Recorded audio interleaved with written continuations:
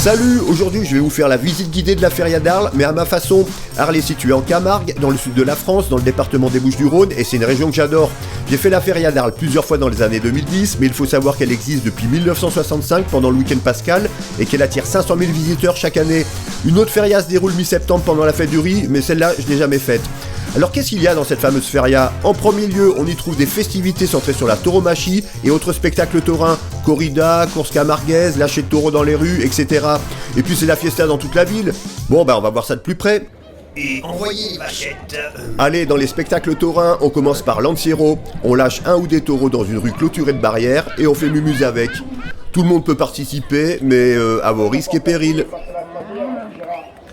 On trouve aussi la Brivado. Autrefois on menait les taureaux des pâturages aux arènes. Lorsqu'ils traversaient une bourgade, certains villageois aimaient foutre le ouaille en tentant de faire échapper un taureau du troupeau. C'était sans compter, comme dans cette reproduction, sur l'agilité des cavaliers nommés gardians pour recanaliser les taureaux dispersés. Mais attention, c'est quand même dangereux. La Brivado, tous aux abris. Très similaire, voici la Bambido. C'était le retour des taureaux depuis les arènes vers les pâturages, toujours simulé sur un boulevard clôturé de barrières. Encore une occasion d'admirer l'habileté et la maîtrise des gardians pour tenir les taureaux groupés. Ah, y en a qui aiment jouer, hein. Mais y a des fadas. Allez, maintenant on rentre dans les arènes et on passe au niveau supérieur. Bon, déjà je vous préviens, c'est pas avec moi que vous verrez une corrida, même si j'aime avoir du taureau dans mon assiette, disons que je suis contre la mise à mort en spectacle. Mais par contre, on peut se faire une petite course camarguaise, c'est pacifique et au pire ça fait faire juste un bon footing au taureau. En guise d'ouverture, on a droit à un défilé d'Arlésiens et Arlésiennes en costume traditionnel. Top à la vachette, please. Et ça y est, le premier taureau rentre en piste. Alors les hommes en blanc sont nommés rasters, ils doivent ravir à l'aide d'un crochet des glands attachés aux cornes de la bête, ainsi qu'une cocarde positionnée sur son dos pour gagner une cagnotte. Quant au taureau, il n'a qu'un seul objectif, c'est de faire des claquettes sur la tête des rasters. Oh là là, celui-là a eu très chaud. Alors ça y est, le taureau est au maximum de son rendement, et il a décidé de faire lancer la Traviata à tout le monde.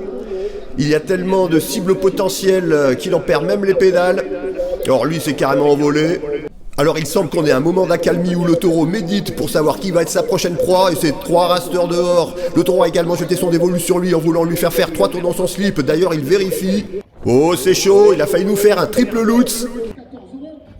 Et là le taureau nous fait une sortie dans la contre-allée où il va à la rencontre de son environnement en espérant faire une véritable boucherie. Mais heureusement, il refait son entrée en piste. Same player shoot again, prêt à botter les fesses dans ce qui lui semble être un balai de pantin. Non, franchement, bravo messieurs, parce qu'il faut du courage. Bon ça m'a fait bien délirer de m'improviser commentateur sportif, mais si on parlait un peu de gastronomie. Bon, vous me connaissez, j'aime aussi aller à Arles pour déguster les spécialités locales. Comme dans toute bonne ville du Sud qui se respecte en mode feria, on retrouve les tapas, des plateaux de fromage et de charcuterie, ou des petites assiettes variées cuisinées. On trouve aussi la rouille de sèche ou de calamar, servie avec des pommes de terre, un bouillon de fruits de mer et une sauce rouille. On peut aussi trouver localement cette spécialité en version froide, sous la forme d'une salade de pommes de terre liée à la rouille avec des calamars. Si vous avez envie d'un bon aioli comme à Marseille, pas de problème, on en trouve aussi ici. Mais la spécialité number one est sans aucun doute la gardiane. C'est une daube de taureau avec des olives noires, cuisinée avec un vin rouge local, un Côte-du-Rhône par exemple. Mais le taureau ne se limite pas à la gardiane, puisque beaucoup de restos proposent aussi une bonne côte de taureau grillée. Une autre spécialité, la fougasse au graton. C'est une fougasse salée en pâte feuilletée qui peut être déclinée de plusieurs façons, au graton, aux olives ou aux herbes de Provence. En tout cas, c'est idéal pour l'apéro. Attention, on trouve aussi la fougasse d'aigle morte, une fougasse briochée et sucrée ce coup-ci, parfumée à la fleur d'oranger. Alors quand on va à la boulangerie, il faut bien spécifier si on veut la fougasse sucrée ou salée. Durant mon séjour, je me suis rendu chez le chef Jean-Luc Rabanel, qui est aux commandes de 2 restaurants, un gastronomique qui a été étoilé, axé sur le végétal que j'ai fait plusieurs fois et qui est pour moi la meilleure table d'Arles, et un bistrot mitoyen que je n'avais jamais testé et que j'ai donc voulu découvrir. Je me suis régalé avec des assiettes goûteuses et généreuses, puis le chef en personne a eu la gentillesse de me recevoir pour une petite interview. Eh bien, je suis avec le chef Jean-Luc Rabanel à Arles. Merci pour votre accueil, chef. Pourquoi vous avez l'élément déclencheur aussi qui vous vous êtes dit à un moment, je vais axer ma cuisine sur le légume, le végétal?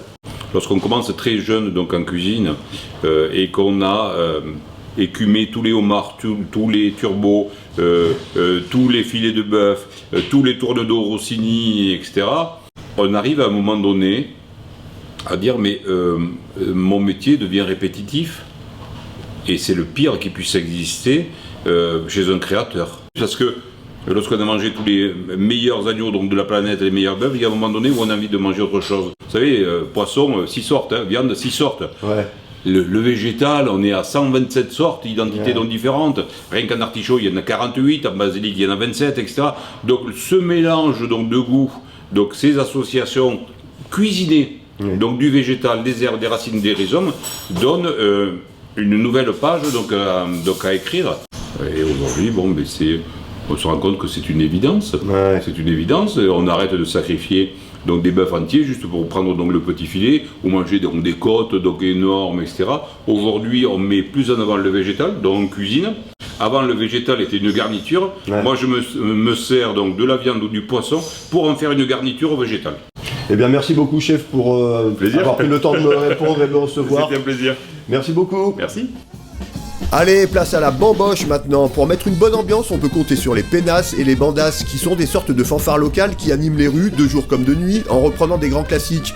On pourra aussi trouver dans toute la ville divers défilés et autres concerts de rue. Beaucoup de gens viennent aussi à la feria pour simplement faire la fête dans les bodegas. Les bodegas qui sont des bars en plein air ou pas, ou des lieux reconvertis en endroits festifs où on s'enivre en musique. Allez, je vous donne mon top 3 des bodegas que je préfère à Arles. La Bodega El Deportivo, installée dans la cour de l'archevêché. Pour l'instant, il n'y a pas beaucoup de monde, mais je vous jure que d'ici peu, il y aura 1 heure de queue pour faire la fête dans ce magnifique lieu pittoresque. Ambiance assurée. Ensuite, les Andalouses dans l'église des Frères Prêcheurs, reconvertis en bodega pour l'occasion. On vient plutôt ici pour l'ambiance traditionnelle. On a parfois droit à un concert de flamenco ou une démonstration de danse sévillane faite par des amateurs. En tout cas, un endroit enchanteur qui vaut le déplacement, au moins pour boire un verre. Et la place du Forum, elle est ceinturée de bars et c'est toujours gavé de monde. Un DJ joue pour toute la place et l'ambiance est bon enfant. Attention, pote du bière, la bière et pasteur, avec modération. Et oui, mélanger tout ça, ça peut faire très mal, c'est du vécu et ça m'est arrivé ici. Oh, une arlésienne qui me fait une choré juste pour moi. Yeah bébé. Allez, je pouvais pas quitter Arles sans visiter le théâtre antique. Il a été construit à l'époque des Romains et il s'y déroulait ici des comédies et des pièces de théâtre, bien entendu sans micro et sans sono. Alors je me demandais si on pouvait entendre les acteurs depuis les derniers gradins. J'ai donc voulu tester l'acoustique de cet amphithéâtre. Rond de cuivre, enlevez ces vachettes qui ne sauraient pas au nom des élixirs des côtes du Rhône. Oui, je sais, ça veut absolument rien dire, mais l'acoustique est bonne. Allez, je te dis au revoir Arles et je rentre chez moi pour faire comme à mon habitude, un repas entre amis à mon retour de vacances, et ce coup-ci, je vais rendre hommage aux saveurs arlésiennes. Pour la première entrée, j'ai voulu travailler non pas du Oncle Benz, mais du riz de Camargue IGP, réputé localement. J'ai cuit mon riz à l'eau, l'ai étalé sur une plaque et je l'ai fait sécher au four afin d'obtenir des tuiles de riz croustillantes. Alors j'ai déposé sur une première tuile de riz une rillette de sardines, je recouvre d'une deuxième tuile et j'ajoute une rouille de calamar, comme on a pu voir avant dans la vidéo, mais ce coup-ci froide. Et je monte ça un peu comme un millefeuille. Je rajoute ensuite un gel citron qui va venir pepser tout ça. Et voilà, millefeuille de riz de Camargue, rillette de sardines, rouille de calamar et condiment citron. Bon alors je vous avais pas parlé encore des vins qu'on trouve à Arles, mais il faut savoir que Arles est situé super bien, il est au carrefour de très belles appellations. Au sud d'Arles on va voir les vins de Camargue, hein. C'est des petits vins sans prétention mais qui sont très bons, pas très chers.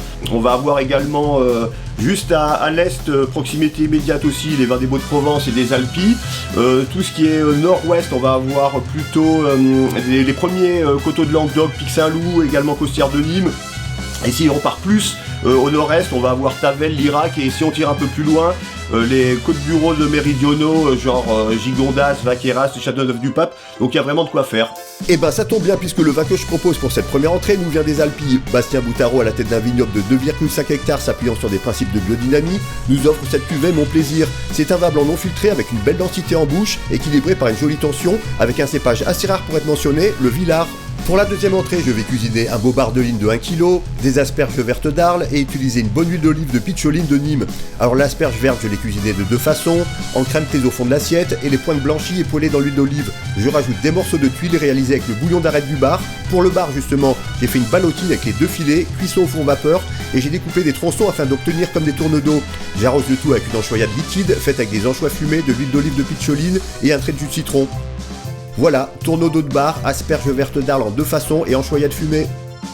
Pour accompagner cette entrée, on reste dans les Alpilles avec le très convoité et prestigieux domaine de Trévalon. Ce blanc 2014 constitué principalement de Marsanne et Roussanne offre un vin riche aux arômes de fruits à chair blanche comme la poire. J'adore. J'ai eu la chance de ramener de la viande de taureau, d'une part des morceaux dits à bourguignon qui vont me permettre de faire une gardiane et dont je vais récupérer la sauce pour accompagner d'autre part ma viande principale qui est de l'entrecôte de taureau.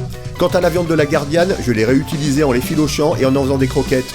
J'ai réussi à dégoter des artichauts bouquets de Tarascon. Tarascon qui se trouve juste à côté d'Arles. Une partie des artichauts a été rôtie dans l'huile d'olive, le reste a été travaillé en purée. Alors mon entrecôte a été grillé, je la nappe avec la sauce de la gardiane et je décore avec quelques fleurs d'oignon. Le plat est terminé, entrecôte de taureau, jus et croquettes de gardiane et artichauts bouquets de Tarascon. Pour l'accord de ce plat, je suis parti sur le domaine Alexandre Haute, qui travaille en biodynamie. Ce Lirac 2021 fait partie de son 3e millésime et affiche déjà une maîtrise évidente. Un Lirac moins lourd que ses homologues, au tanin souple et d'une très bonne buvabilité. Assurément un vigneron à suivre de très près. Pour le dessert, je me suis procuré de la très belle fraise des Alpilles que je vais associer avec une fougasse d'aigues mortes maison et je vais travailler ça dans l'esprit d'un fraisier. Je commence par napper le fond d'une assiette avec un caramel de fraise. Je dépose ensuite un cercle de chocolat blanc, puis une tranche de fougasse. J'ajoute de la confiture de rhubarbe. Alors j'ai vu beaucoup de chefs associer la rhubarbe et la fraise, mais en ce qui me concerne, c'est la première fois que je teste. Je recouvre d'une ganache montée chocolat blanc fraise. Et je viens déposer des morceaux de fraises fraîches sur le dessus. Ouais, il y en a pour un moment là. Et je termine avec une pincée de basilic haché et un zeste de citron vert. On est bon, fraises des Alpilles, rhubarbe et fougasse d'aigues mortes dans l'esprit d'un fraisier.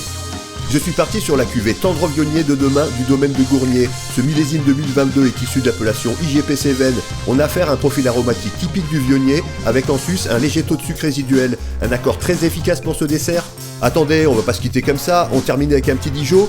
Je suis tombé sur cette liqueur locale, la Camarguaise, de la distillerie Blachère. C'est une liqueur de plante méditerranéenne à l'aromatique très puissante, avec une très belle longueur en bouche et qui vaut bien une bonne chartreuse. Allez, je remercie mon pote Nico, alias Cochonnet Théorie pour certains plans caméra à Arles, et on se quitte avec ma danse infernale au Théâtre Antique. À plus!